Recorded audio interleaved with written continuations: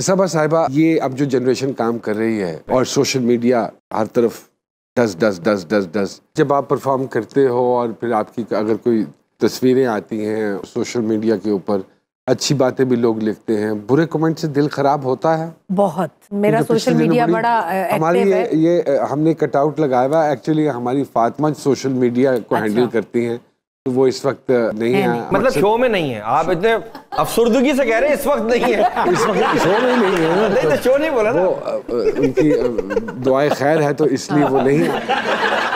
तो वो अल्लाह उसकी खैर करे जिसके साथ दुआएं खैर है। हाँ, वरना वो आपसे ये सोशल मीडिया के हवाले से जरूर बात पूछती। मैं तो वैसे खुद बहुत एक्टिव हूँ। पिछले दिनों आपका सोशल मीडिया पे खासी तनकीद हुई आपकी सेशन को लेके, तो how do you respond to that? मैं बड़े दिल से सोशल मीडिया मैं एक ड्यूटी समझकर करती थी। कराची में ड्रामों की वीडियोस वगैरह, शायद कोई इतना एक्टिव नहीं होगा, मैं बहुत एक्टिव थी। अच्छा, उसमें मुझसे गलती एक ये हो गई, जो कोई भी डिस्कस करता था वो कहता था फैमिली को क्यों आप सोशल मीडिया पर, आपका काम है आप अपने काम को हाईलाइट करें, उसको फैमिली को छोड़ दें। कितनी भी आप अच्छी बात, फिर भी मैं कभी बच्चों की लगा दी, अपनी लगा दी, एक्टिविटीज घर में डिनर।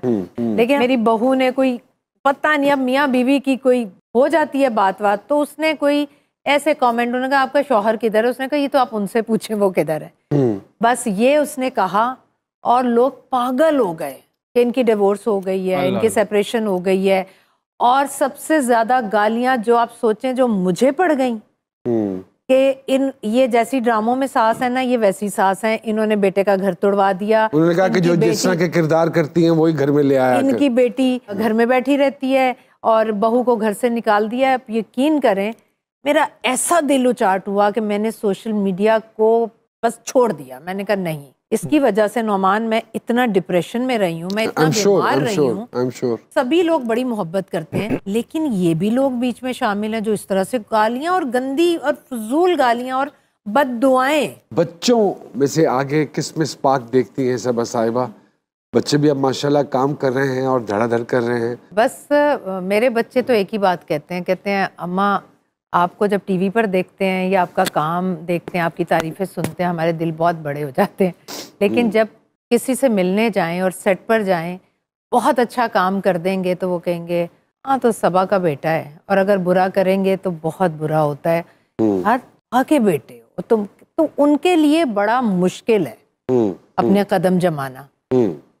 तो बस देखें, लगे हुए हैं अभी बच्चे। और साथ में उन्होंने कहा कि बीइंग एन एक्टर किस में ज्यादा स्पार्क देखती हैं तीनों में से? सलमान में ज्यादा, बड़े बेटे में उसमें बहुत है। और हर फेज उसका जो मैंने देखा है स्क्रीन पर मुझे बहुत अच्छा लगा। और मैं चाहते हुए भी उसमें से कुछ ऐसा, खैर मुझे खुद एक्टिंग का नहीं पता, लेकिन मैं निकाल नहीं सकी कि नहीं सलमान इधर तुम्हें ऐसे नहीं ऐसे करना चाहिए था। तो उसने बहुत अच्छा। हमारे प्रोग्राम में बेटी आई आपकी और उन्होंने एक बड़ा गिला किया कि अम्मा डांटती बहुत, गुस्सा बड़ा करती है, बड़ी झाड़े पड़ती। अब छोड़ दिया मैंने, अब छोड़ दिया है। अब मैं कहती हूँ बच्चे बड़े हो गए, समझदार हो गए। वो जब तक मैं कहती हूँ समंदर में बच्चों को छोड़ के उनके हाल पर ना छोड़ा जाए तो वो तैरना नहीं सीखते। तो मैंने बड़ी देर से इस बात को समझा कि अब वो खुद अपने फैसले लें और खुद बिल्कुल अच्छी बात करें तो वो ज्यादा बेहतर। आजकल वेब का बड़ा काम हो रहा है। You are doing something for web as well? मैंने एक की है जी, वेब सीरीज एक की है मैंने, 12वां खिलाड़ी। अच्छा। हाँ जी, उसके अलावा मुझे ऑफर्स तो बहुत आई हैं, लेकिन आपको पता है टाइम की किल्लत होती है, तो बिल्कुल कर नहीं सकती। फिल्म भी कर रही हैं जी? मैंने अभी की है फिल्म लंदन नहीं जाऊंगा, वो की है मैंने। How was that experience? बहुत अच्छा। फर्क महसूस होता है टेलीविजन का और फिल्म का? हाँ। अगर आप टेक्निकली देखें तो बहुत फर्क है, लेकिन आर्टिस्ट देखें तो ड्रामों में भी वही आर्टिस्ट हैं। सिर्फ मेरा ये एक है कि फिल्म और टीवी के आर्टिस्ट अलग हों तो ही मजा है उसमें। क्योंकि मेरा मानना ये है कि जो बड़ी स्क्रीन फिल्म का जो आर्टिस्ट होता है, ये जो फिल्म इंडस्ट्री होती है वो एक कल्ट डिफरेंट होती है। बिल्कुल। अब फिर उसका एक जो नुकसान हो रहा है वो ये हो रहा है कि आप हर किस्म के इश्तिहार में भी उसी को देख रहे हैं, हर ड्रामे में भी उसी को देख रहे हैं, फिर उसके बाद फिल्म भी उसी को देख रहे हैं। फिर आप पैसे खर्च करके सिनेमा क्यों जाएंगे उसे देखने? क्यों जाएंगे? और सर केबल पे जब फिल्म चल रही होती है ना, पुराने लोग जैसे देख रहे होते हैं, उनको काफी देर बाद पता चलता है कि ये पाकिस्तानी फिल्म है, वो ड्रामा समझ के देख रहे होते हैं। सॉरी टू से, आई एग्री विद यू। अक्सर डायरेक्शन भी ऐसी होती है। हमारे एक डाकिया साहब हैं जो किसी न किसी का पैगाम या रुका लेकर आते हैं, और वो पढ़ के सुनाते हैं, और हमारी कोशिश होती है कि हमारे प्रोग्राम की वसादत से वो पैगाम वहां तक पहुंच जाए। अगर आपकी इजाजत हो तो मैं बुलाऊं। आइए जी, तशरीफ लाइए जी। मोहसिन भट्टी साहब हैं, ज्यादा नहीं मिलना इनसे, और सबा फैसल साहिबा हैं जी। किसका पैगाम लेकर आए आज? सरकार, आज जो पैगाम है वो एक माँ का पैगाम है। आए, उसने अपनी रुलाएंगे, हाँ, आप रुलाएंगे। वो जरा ना अपनी बेटी से उसकी सेहत को लेकर जरा परेशान है। ओहो ओहो, उसने ये चिट्ठी लिखी है जी। बिल्कुल सुनाइए, अगर हमसे कुछ बन पड़ा तो हम जरूर करेंगे। वो कहती है जी कि धी मेरी होरे कानू खाना पीना छड़ गई, मैनू पहला लगा वो तवीतां विच फस गई। आहा, ते मास बोटी नू ते हुण मूंह नहीं लांदी जे। अच्छा, दिन बाद दिन बस खुरदी जांदी जान दीजिए। ते होरे केड़ी शै लगी एदे आण मत्थे जे, बैठी बैठी शौक नाल खाई जांदी पत्ते जे। अच्छा अच्छा, पत्ते खा रही? दवाइयां दे पत्ते, मैं दरख्त के पत्ते वेख बरियानी नू भी बुल सी लैंदी है, ते ढिड भुखा रख के ते जूस पी लैंदी। वाह वाह वाह। ते पहलां विच जान नहीं सू ते जिम लड़ गई है। ये डाइटिंग के चक्कर है सारे। भार चुक कई बारी नाड़ चढ़ गई। हाय बेचारी। ते सहेली कोलों पता लगा करदी पई डाइटिंग है। What a guess. सहेली कोलों पता लगा करदी पई डाइटिंग है, लंघदे ने औखे ओनू वेख मेरे डांगे। ते डाइटिंग दे शौक विच इंज पईयां कुड़ियां जिवें होण भुखियां प्यासियां कोई चिड़ियां। ते सौखी नहीं जे करनी मॉडलिंग अजकल, 10 दिन भुखे रो बन गईयां मॉडल। ते खाशां केड़ियां ने भुख लै गईयां, घट ए खांदी है ते सुक मैं गई।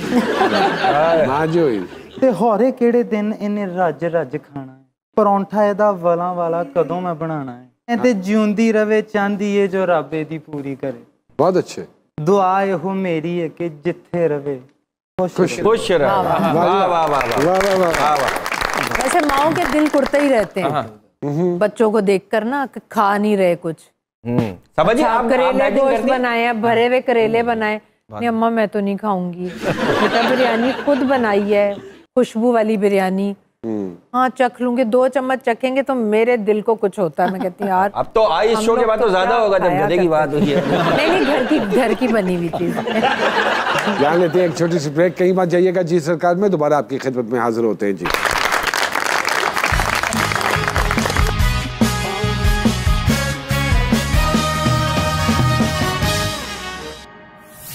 एक मरतबा जी सरकार में फिर से खुशामदीद कहते हैं। मोहसिन भट्टी साहब हमारे साथ मौजूद हैं, सबा फैसल साहिबा हैं।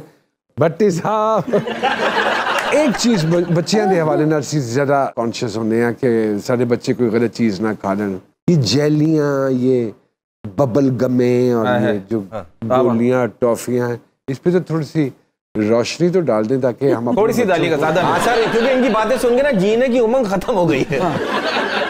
नुमान भाई, आप ये देखें कि ये जो जेली है, इसका एक इंग्रेडिएंट होता है जेलेटिन। उसका सोर्स है हड्डियां। ठीक, अच्छा, अब हमारे यहाँ पे पाकिस्तान इस लिहाज से खुश नसीब है कि जो हड्डियां हैं यहाँ पे ज़बीहा जानवरों की हैं। ठीक, लेकिन जो जानवर मर जाते हैं किसी बीमारी की वजह से, किसी आफत की वजह से, उन जानवरों की हड्डियां कहाँ जाती हैं? और हमारे जो घरों में गोश्त आता है, उस गोश्त की हड्डियां तो छोटी छोटी हो जाती हैं। और मैंने तो जो प्रोग्राम किए वहां पे इस स्टूडियो से बड़े बड़े ढेर हड्डियों के देखे हैं और सालम हड्डियों के देखे हैं। और वहां पे वो सालम हड्डियां कैसे आ सकती हैं अनलेस के वो मुर्दार जानवरों की ना हो। अब उनसे जो जेलेटिन निकलेगी वो हलाल होगी, हराम होगी, तो आप उसका फैसला आप खुद कर। सर क्या करें हम लोग? पत्ते खाएं? क्या करें? दुकान में जाके हलाल जेलेटिन की टॉफी। हाँ, हलाल